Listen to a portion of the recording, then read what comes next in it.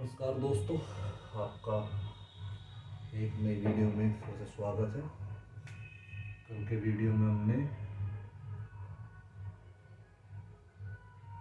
नदियाँ व उद्गम स्थल देखे थे और आशा है कि आपने वो याद भी कर लिया। कुछ इम्पोर्टेंट चीज़ें हमने इसमें देखी थी। आज की वीडियो में नदी परियोजनाएं देखेंगे। ये वीडियो जो है खासकर हम यूपीपीसीएस की दृष्टि से बना रहे हैं। इसमें बस हम इम्पोर्टेंट जितनी परियोजनाएं चली हुई उनको ही डिस्कस करेंगे, क्योंकि यहाँ से हमेशा किसी न किसी रूप में प्रश्न आता रहा है।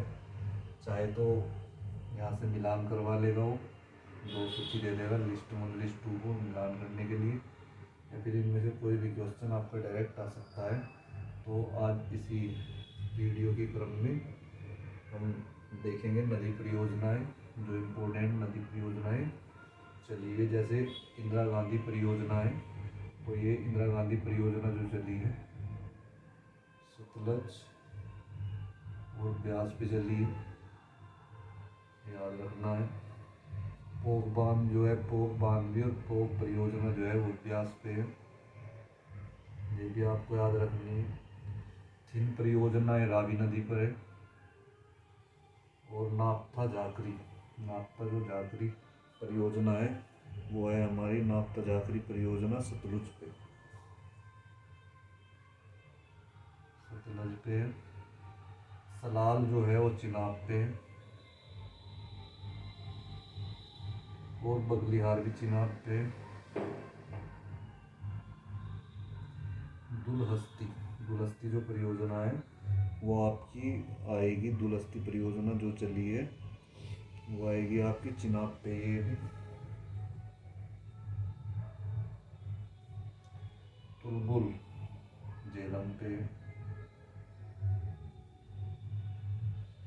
और उड़ी भी झेलम पे।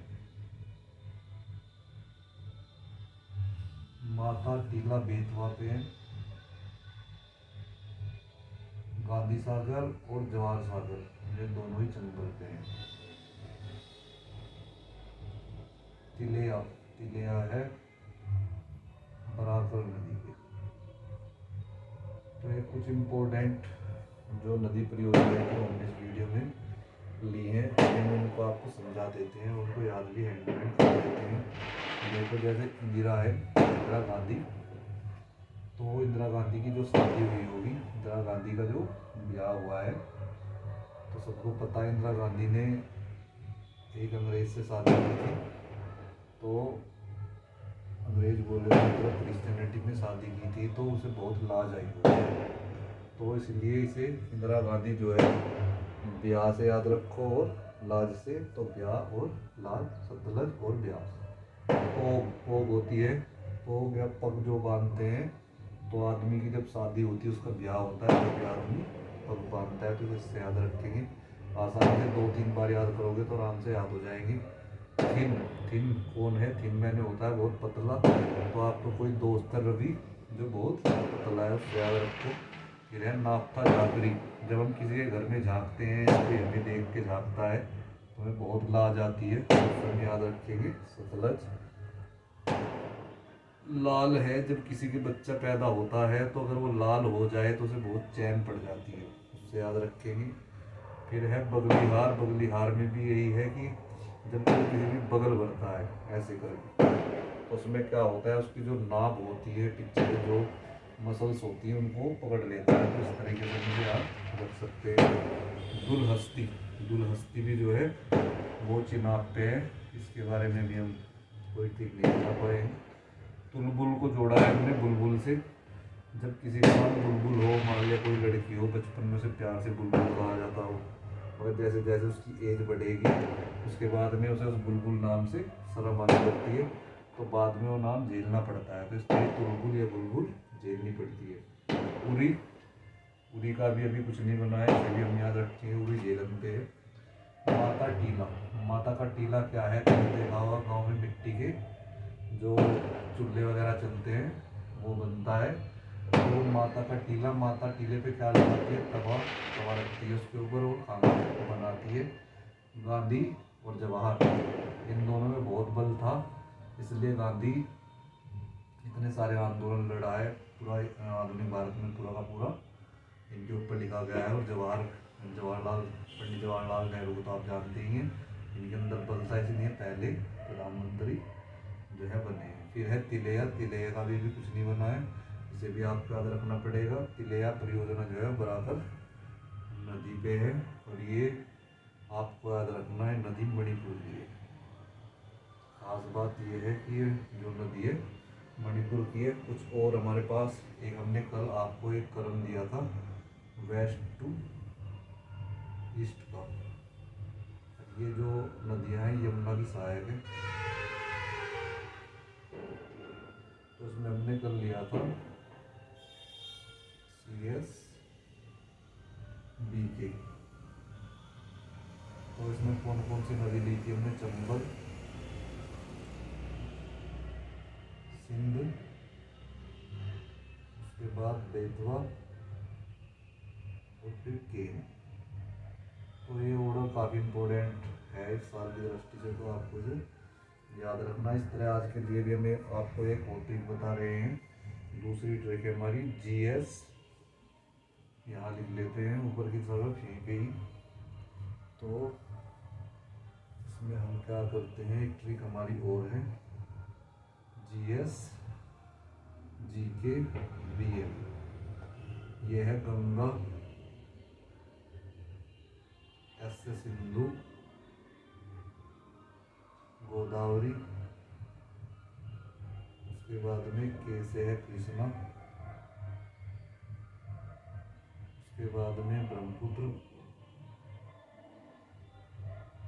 उसके बाद में है महानदी।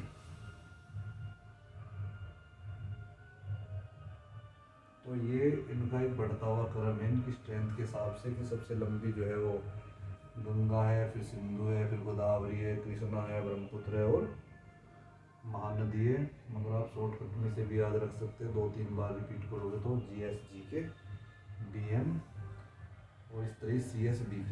तो CS BK का मतलब आपको समझा दिया है। ये वेस्ट टू लेके ईस्ट तक का एक ऑर्डर है जो इसमें दिया गया है। इस तरीके से एक क्वेश्चन और है हमारे पास में इम्पोर्टेंट, एक है माजुली द्वीप। तो ये ब्रह्मपुत्र बनाती है और सबसे बड़ा नदी द्वीप, सबसे बड़ा नदी द्वीप है। याद रखना, अच्छा क्वेश्चन है, काफ़ी बार कहीं कहीं पे पूछ भी दिया जाता है। इसकी लोकेशन भी याद रखनी है, माजुली द्वीप असम में है। कल हमने बताया भी था ब्रह्मपुत्र के बारे में आपको कि ब्रह्मपुत्र जो है मानसरोवर झील से निकलती है, और ऐसे जब भारत में आती है तो यहाँ पे एक यू टर्न लेती है। यू टर्न लेके उसके बाद में क्या करती है, अंदर सबसे पहले अरुणाचल प्रदेश में आती है, उसके बाद में फिर असम में आती है, और फिर असम से घूम के सीधे बंगाल में, फिर वेस्ट बंगाल होते हुए बांग्लादेश में चली जाती है नीचे की साइड में। और इस तरीके से इसे अक्सर मोड भी हम कहते हैं। तो आपको इसे भी याद रखना है कि ये किस तरीके से है। एक क्वेश्चन और हम इम्पोर्टेंट ले लेते हैं कि जो गंगा है वो यूपी में, क्योंकि यूपी का ही एक एग्ज़ाम दे रहे हैं, यूपी में कौन से एंटर, क्योंकि गंगा जो है वो गंगोत्री से निकली है, मगर एंटर यूपी में कब करती है। तो इसके लिए खास याद रखना है कि जब वो ऐसे चलती है, अगर मान लिया यहाँ से यूपी का मैप बनाए यहाँ तक बनाए, तो ये जो है तो है बिजनौर, यहाँ है बस्ती।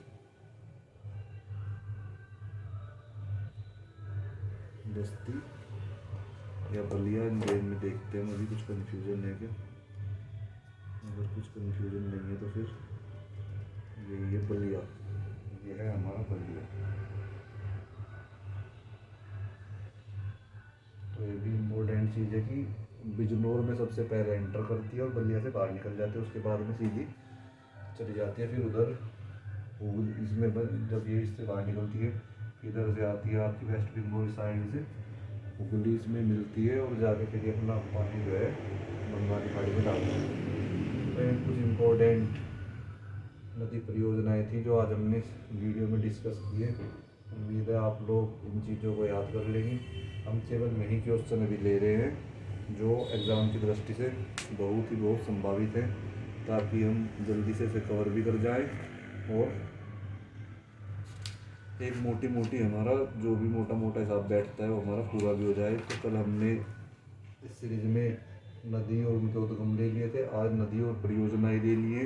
कल के लिए हम आपको बता देते हैं कल हम क्या पढ़ेंगे, जो भी इम्पोर्टेंट चीज़ें हैं। कल हम पढ़ेंगे जलप्रपात। नेक्स्ट वीडियो जो आएगा हमारा वो आएगा जलप्रपात, जो नदी है उनसे संबंधित जलप्रपात है वो किस किस तरीके से हैं और कौन कौन से इम्पोर्टेंट है, और सब कल की वीडियो में हम देखेंगे। बाकी आज के लिए इस वीडियो में इतना ही। धीरे धीरे पढ़ते रहिए और एग्ज़ाम से पहले स्वस्थ रहिए, ज़्यादा बर्डन मत लें। जो भी आपने फ़िलहाल के केस में यही है कि आपने जितना भी पहले पढ़ा है सिर्फ उसे रिवाइज़ करें, रिवाइज़। फ़िलहाल कुछ ज़्यादा नॉलेज इकट्ठा मत करो, बस जितने भी इम्पोर्टेंट टॉपिक है, वैसे तो हम सारे टॉपिक कोशिश करेंगे कवर करेंगे, मगर जितना भी आप कर सकते हैं तो पॉइंट टू पॉइंट अभी रिवाइज़ कीजिए और अपना अच्छे से एग्ज़ाम दीजिए। तब तक के लिए जय हिंद, जय भारत।